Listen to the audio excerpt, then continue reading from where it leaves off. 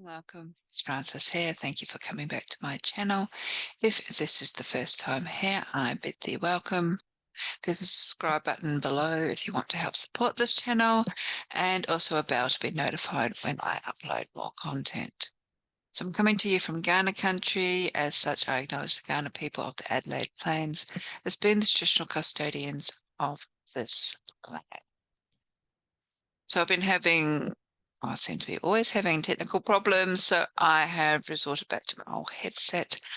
And even though I had recorded this video before, looks like I'm doing it all over again.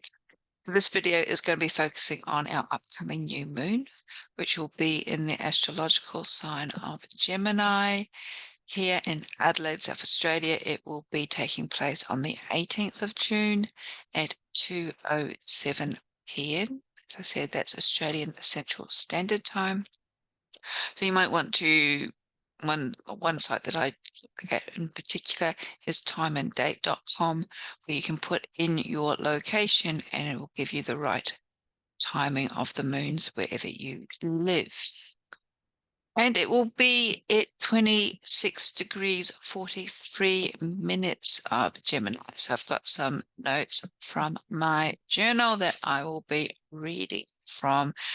As always, just disclaimer, I'm not an astrologer. I do follow a number of astrologers to sort of extract pieces, what they have given in their reports that I enjoy, what resonates with me. And I'll put the links below so you can read their full briefing if that's what you wish. So Gemini relates to communication. It's about the information that we are absorbing, and it's still taking it on a more cerebral level, more sort of a brain orientated level, so that we start asking the questions as to what this information is all about. So it's very a logical sign in that respect. It's also connected with short distance travel, i.e. maybe going down to the shops or going to work, so nothing exciting like an overseas trip.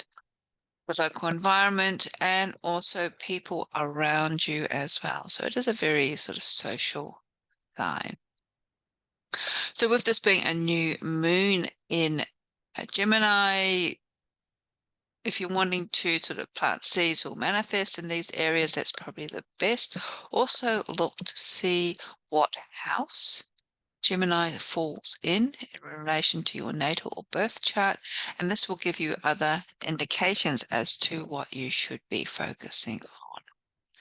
Now, just bear in mind that Gemini is the sign of the twins, so there's this dual aspect to it. So when we're taking in energy, when we're taking in knowledge, then there's the important next step in applying it. So what are you going to use this information for that you have been gathering in relation to the books that you've been reading? What are you going to use that information for? And with this new moon coming towards the end of the Gemini season, before it moves into the next sign off the top of my head, we're doing July. So we're looking at Cancer. Having a bit of a brain freeze moment there. So it could be something that we are being asked to maybe look at reapplying, something that we have sort of attempted to deal with or communicate with, but things have not quite worked out how we've wanted. So now we're giving an opportunity to try again. It's also energy and clearing out what doesn't work, or to look at things differently as well. Now, as with all new moons, I look at the transits and other things that are pinging off it to see what the other influences are. And one of the main ones seems to be it being squared with Neptune being at 27 degrees of Pisces.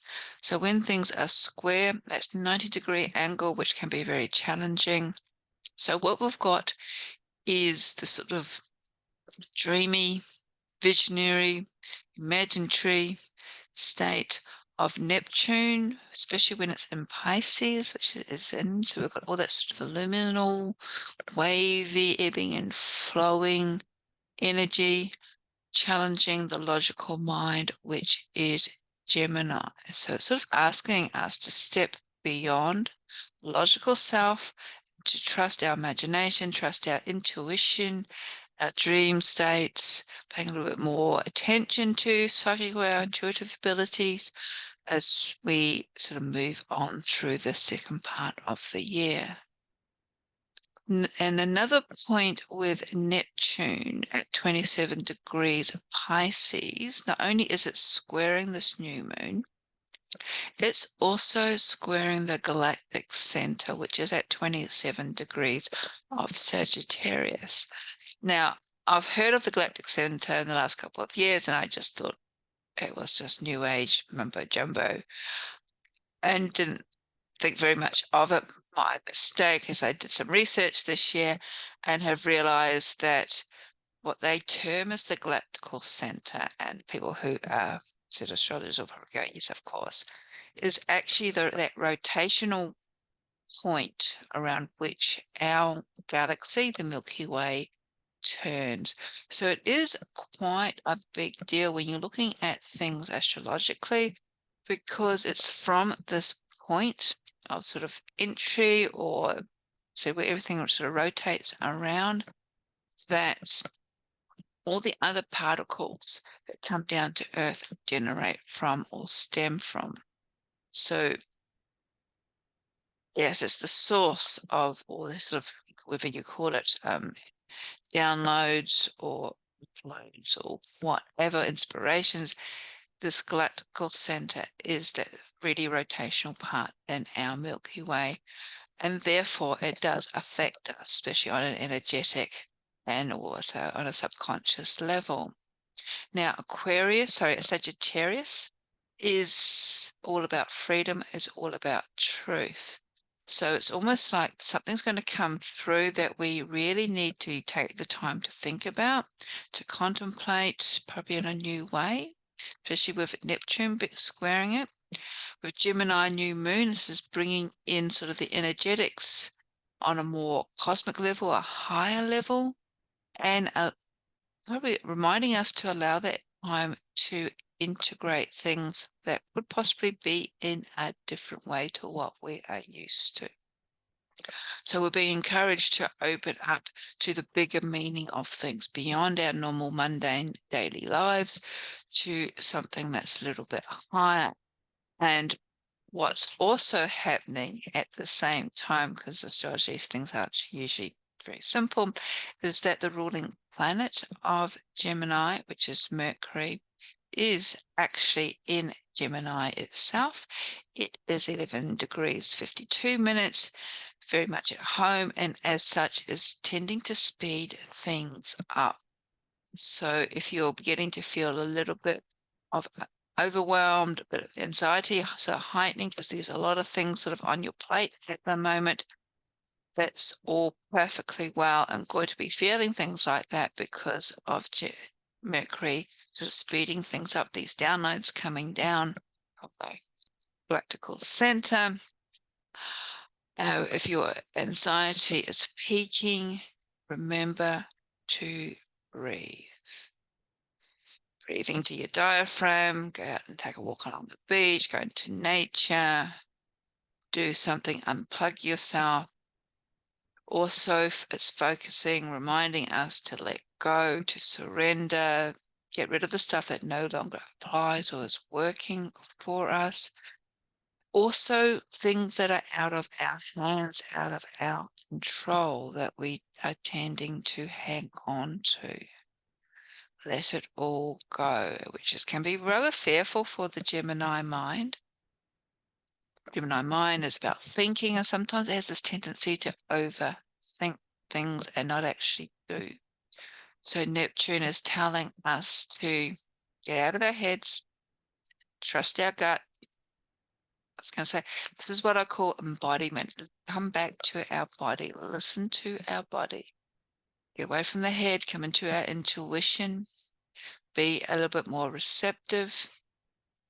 But there's a little bit of a warning, because the negative side of Neptune, everything has a positive and negative side, is that there can be deception, there can be betrayal, and things may result in you not seeing them clearly originally, and that's often because you were not given the full story from the beginning. So trust your gut, but don't try and overthink too much. Now, there are a few other points I just want to mention. We've got some of the outer planets starting to move retrograde. Pluto, of course, moved retrograde on the 2nd of May. Saturn, quite interesting, is going to be turning retrograde on the 17th, so right at the time of the new moon, or just before the new moon. Neptune is going retrograde on the 30th of June, and then Uranus is going retrograde in August. So what's interesting about Pluto and Saturn in particular, both going retrograde, is that Pluto is in connection to power, and Saturn is in relation to control. So when planets go retrograde, as we know, when Mercury goes retrograde, this is giving us the opportunity to review, renew ourselves, to sit there and contemplate, reassess how things went. So here we're assessing power and control. Something could be highlighted or come to our conscious awareness where power and control may not have been used to the best advantage over the last, say, 6 months or even a bit longer. Neptune going retrograde in Pisces, and so this sort of bringing up a bit of element of perception. Pisces, both of them are actually very watery elements, so there could be some flooding or more rain or water escaping as per usual. It's a very emotional. There could be a lot more feeling your emotions a bit more heightened. It also rules media, drugs. Drugs could be anything from illicit drugs through to coffee, social media, etc. However, on the flip side of that, the positive side of that, it can help us become more in touch with our spiritual selves, our higher selves, our psychic, intuitive selves, more in connection with source or divine source energy, whatever you want to term it. And there's going to be an increasing sensitivity because of its connection with the Galactic Centre until about 2025.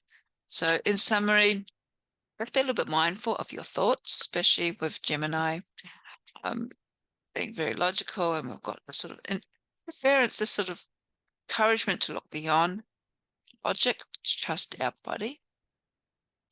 Also give yourself time and much grounding abilities, especially if you're starting to feel overwhelmed with this energy.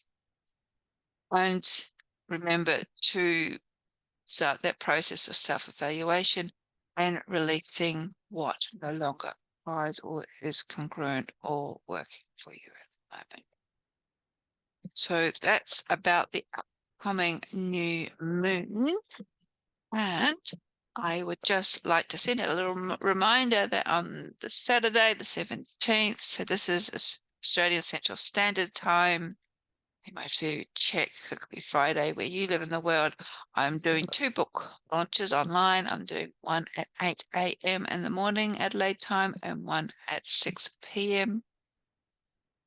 Also Adelaide time. The morning time will probably be equivalent or more suitable for people in America, where it will be Friday night as opposed to Saturday morning. And the later time, it's 6 a.m. So 6 p.m. will be more suitable for people in Europe and so Asia. And if you're in the Pacific or New Zealand, you can join either times if you wish, or both.